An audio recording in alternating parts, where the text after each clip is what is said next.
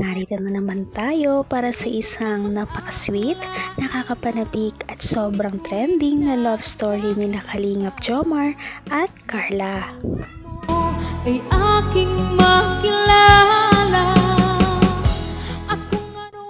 Para sa pagpapatuloy ng ating love story ay kapanapanabik ang kanilang date ngayong araw dahil first time nilang gawin ang ganitong bagay. Ano kaya ang kanilang ginawa? Silang dalawa lamang ang pumunta dito sa kanilang date spot kaya naman sobrang nakakakilig talaga. Ngayon lamang sila nakapunta dito at ang kanilang pinuntahan ay isang cafe na meron ditong pwedeng sulatan na liham sa mga gusto mong pagbigyan. Kaya napaka-unique ng kanilang pinuntahan.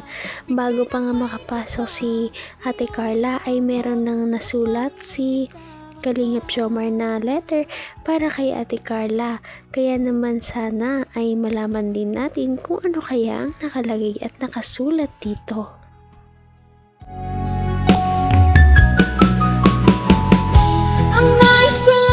Actually, isa din sa mga letters dyan yung sa akin. Pero sabi ko, babalikan ko yun sa karawan ko.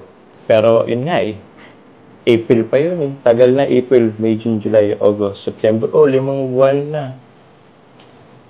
Sakto. Ngayon, dito na tayo. Babasahin ko siya sa'yo. Pero, mamaya tulad ng oras. Order muna tayo. Anong gusto mo? Bukod sa akin. Dito ka kasi. Okay na po, ano ba? Okay. So yun. Ito pala yung mga nila. Ito yung mga dito, menu. Oo nga pala. Alam ko na pala yung paborito mo bukod sa akin.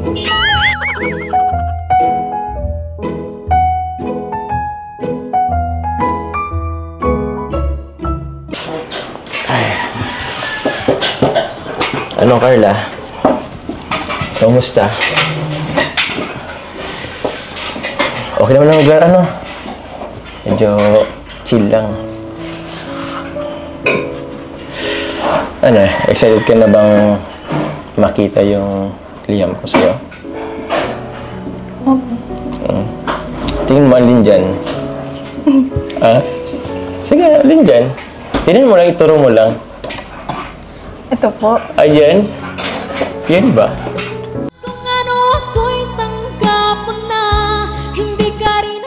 Napaka-sweet naman pala ni Kalingap Jomar at kapag siya ang pumili ng lugar, tsak na talagang magugustuhan ito ni Ate Carla dahil napaka-unique ng lugar na ito at ngayon lamang ito natin nakita. At sana nga makabuo sila ng napakaraming memories dito. Yan ba? Galing mo. Nakita mo agad. Sa bagay, alam mo nga pala yung birthday ko. Nag-iisa lang pati yan, pero mamaya na lang yan. Pagkatapos na lang natin kumain. Kasi huwag mong takpan yung mukha mo.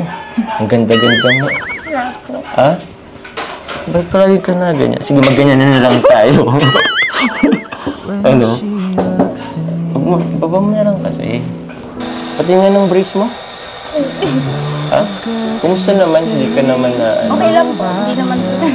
Hindi okay. Takpan?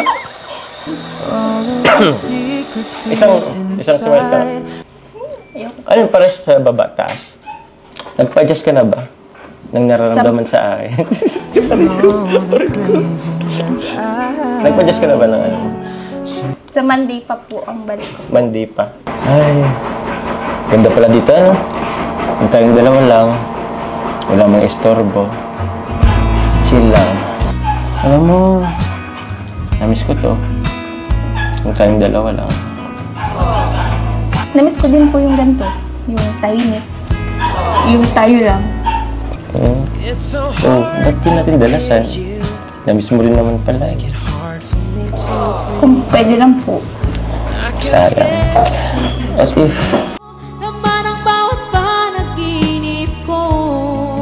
napaka-maalalahanin talaga ni ni Kalingap Jomar kay Ate Carla. Kahit na anong gawin ni Ate Carla ay syempre inaasikaso talaga siya nito ni Kalingap Jomar at palagi talaga siyang kinakamusta kung okay lang ba siya, ayos lang ba siya sa kanyang nararamdaman at nakakatouch yun. Hindi ha? Or mamaya na lang? Pagdating ng order. Anong gagawin mo? Grabe, kinukuha mo na. Excited ka naman na. Saan ko na po? Uy, huwag na muna. Mamaya na lang. Tsakin mo, may pangalan ka pa dito eh. To Carla Tupular. Wow! Ayan. Ayan, no? Carla Tupular. Tapos ito. Ito yung date kung kailan ko to sinulat.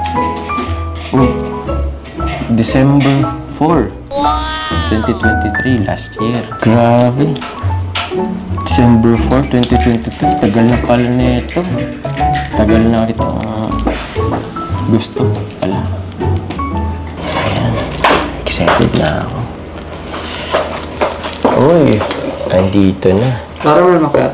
Thank you. Cappuccino. Ayan. So, ito. Ay, kasama. Thank you po. Thank you po. Ito sa'yo, oh. Inom ka na muna. Inom din ako, eh. Kainis naman ito. Ba't parang lalo kang gumaganda? Ako, pahagard ng pahagard, eh. Parang pablok na ako, eh. Bakit? May sakit lang po kayo, kaya po ganyan. Tsaka, pogi naman po kayo ah.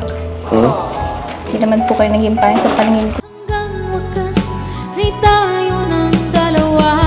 Palagi kang Nakakatuwa naman ang pagmamahal ni Kalingap Jomar kay Ate Carla dahil talagang parang medyo old style dahil sinulatan niya pa ng liham si Ate Carla kahit hindi na nga ito uso sa panahon natin ngayon ay talagang ma-appreciate ito ng kung sino man ang kanyang pagbibigyan.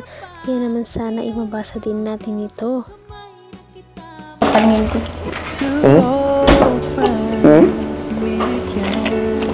Totoo ba yun?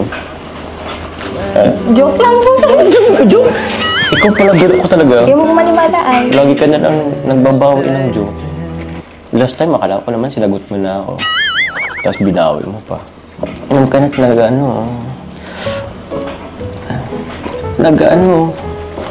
bawasan mo na. At natatapon ako magbawas niyan. Bawasan mo na. Ganun pa iniikot-ikot, hindi naman yan shake. Basahan ko na to, ha? Sige po. Ready ka na?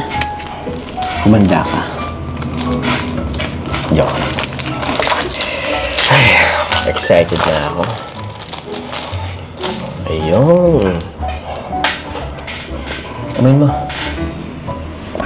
Amoy karton. Papel naman kasi to. Ano naman? Ang dami mong eh. Teka, paano ba ito buksan? Ingatan niyo po. Baka po masira. Gusto mo ba itong dalhin? Ayun. Ingatan ko naman kaso masisira talaga siya.